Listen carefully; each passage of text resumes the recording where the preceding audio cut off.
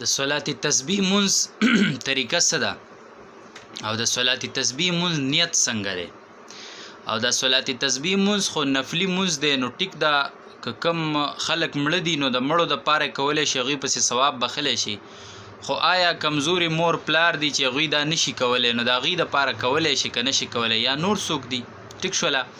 نو د نننی کلیپ کې وتا سره په صلات تسبیح باندې منز باندې خبرې وشي. زما محترم ورونو، صلات تسبیح منز چې کم دی نو دا ډیر د برکت والا منز دی،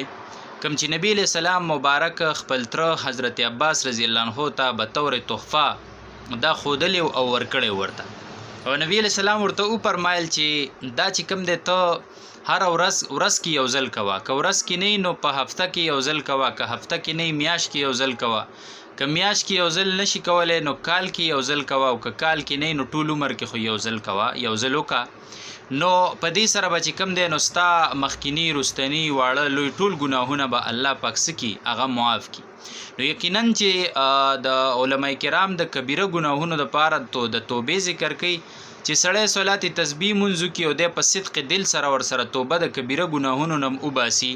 ټیک شولا. نو الله بر د کبایر او صغایر مخکینی رستنی خطاان قصدن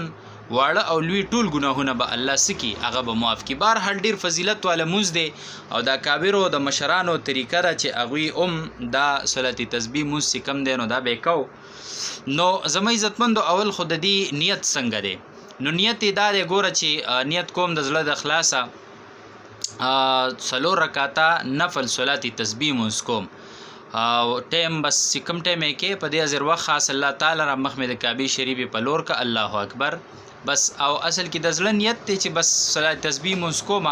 او الله اکبر دی وکړو، بس د زړه نیت سره کافی شو خبر. او کوڅو کې په خلوي نو دغه طریقې ده. دا د رمضان المبارک میاشت چونکه شروع دا او ډیر د فضیلت والا منځ دی او د مشرانو بزرګانو په دې کې ډیر زبردست اقوال دي او هغوی وایي چې یو سړی جنت ته مشرانو بزرګان دا ذکر کوي چې یاره جنت ته ډیر په اسانه باندې تګ غواړي ناغي د صلات تسبیح منځ کم دی دا د خپل کی او په دې کې د ډیرو مشکلاتو حل او ډیر برکات الله جل شانه په دې منځ کې سدي دا اخو دي. نو د رمضان المبارک میاش روانه دا واخیریه شره شروع ده د جهنم نه د خلاصي.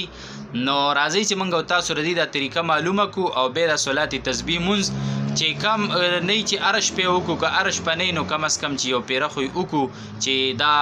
مرتبه او دا دغه شرف منګ او تاسو ته حاصل شي. زما عزتمند ردی طریقه خو دوه طریقې علما خي خو چې هغه کمه لډیره ترجیح ورکوي نو هغه دا بیانوي چې اول نه به نیت اوتړی نو الله اکبر چې کې غوګونو ته ګوتې یوسي نو سبحان نه به منځ شروع کې ولا اله غیر پورې به ووي. دلته به 15 کرته دا ووي چې سبحان الله والحمد لله ولا اله الا الله والله اکبر. دا به 15 کرته وي. به دې پسې اعوذ بالله بسم الله وي د ویلو به ست طریقې نو شمیر خو ته داسې نشي کولای. خدا طریقه را چې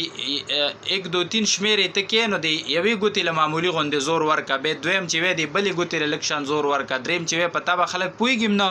هغه شمیر بمتانه نه غلطیږي. دا غینه پس اعوذ بالله بسم الله دی ویل به الحمد بوي او ولد والین امین نه پس به صورت وي او صورت چې څنګه ختم کینو رکوع ته بنې تل 10 پیری به دقل ته وي سبحان الله والحمد لله ولا اله الا الله والله اکبر 10 پیری بوي. به چې رکوع ته لاړ شي سبحان ربي العظیم درېزل اغوي او دا غینه پس به رکوع کې 10 پیری وي. به سمع الله لمن حمد ربنا لك الحمد دلته به بیا 10 پیری وي په ولاړه باندې. بیا به چې کم دینو سجدي ته لاړ شي سبحان ربي الاعلى نه پس به بیا 10 پیری وي. به چې د سجدي نه را پاسې د سجدو په منځ کې چې دا وړه ناس سره دلته به 10 پیری وي. به دویمه سجدي له لاړ شي د درېزل تسبیحات نه پس به بیا 10 پیری وي. نو بیا دا یو رکعت کې 75 پیری جوړیږي، په سلور رکعاتو کې 300 پیری جوړیږي. نو اوس به ډایرک دلته پاسي چې ډایرک څنګه پاسي نو الحمد به نه شروع کړي 15 پیری به دا پوره کې به بسم الله الرحمن الرحیم الحمد پوره وي. به صورت وي دغلته بیا 10 پیری، رکوع کې بیا 10 پیری، رکوع نه چې پاسي بیا 10 پیری، سجده کې بیا 10 پیری، سجدي نه چې را پورته شي بیا 10 پیری، دویمه سجده کې بیا 10 پیری او دې کې د یو کس نه په یو ځای کې کم ویل شو مثلا 15 دی او د 10 ویلې نو بل ځای کې 15 ووایي یو ځای کې د زیات ویلې شو بل ځای کې کم ووایي دا طریقې کار دی. اوس دلته وړه قاعده ده او غټه قاعده ده نو په وړه قاعده چې کینې ډایرکټ به تحیات شروع کې دلته به 10 پیرې نه وي. دغه شان لویه قاعده ده په اخري قاعده چې کینې نو ډایرکټ به التحیات شروع کې سلام به واړی دقل ته به 10 پیرې نه وي. دا په یو رکعت کې 75 پیرې او په څلور روانو رکعاتو کې 300 پیرې دا چې کم دی برابرېږي. بل یو طریقې علما ښیي که چا هغه زده کړي هغه هم ټیک ده خو دا طریقه چې کم دی زما په خیال اسانه ده او بعضې علما دې طریقې ته بهتر هم وایي زمونږ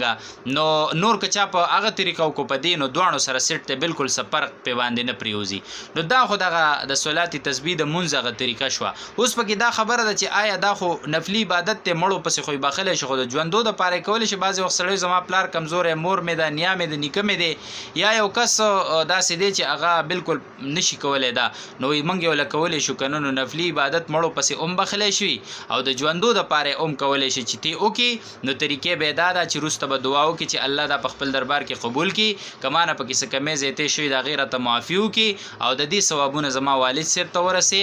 هغه ته مې بخلي دي که ژوندی هم دی یا والدې ته مې بخلي یا بل د چا دپاره دی کړی هغه ته مې ثوابونه بخلي نو د نفلي عبادت ثوابونه هغه چې کوم دی مړو ته هم رسي او ژوندو ته الله هم رسوي. دا څه مختصر د صلات تسبیح د مانځه طریقه وه چې ډېر د فضیلت او د کمال والا مونځ دی او نبی علیه السلام خپل تره ته به طور تحفه ورکړی ښودلی نو په دې کې د امت دپاره څه دی تعلیم دی موږ او تاسو ته هم ښودلي نو په کار ده چې موږ او تاسو کم از کم هره شپه دا وکړو که هره شپه نه نو چې یو شپه خو په دې رمضان المبارک کې د صلات تسبیح مونځ هغه توفیق موږ او تاسو ته میلاو شي. وصلی الله علی النبی الامین.